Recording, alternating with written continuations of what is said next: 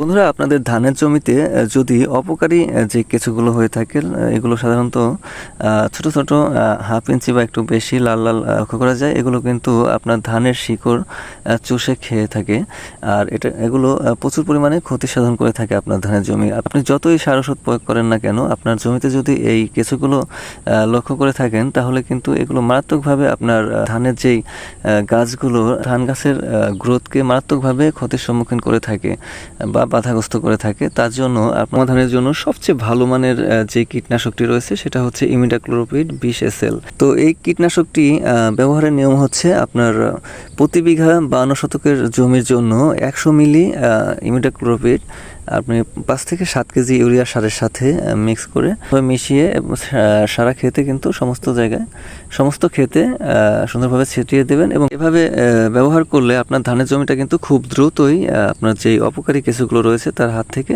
সম্পূর্ণভাবে মুক্তি পাবে। তো থ্যাংক ইউ বন্ধুরা, আজকের ভিডিওটা এই পর্যন্তই। সবাই ভালো থাকবেন, বাই বাই।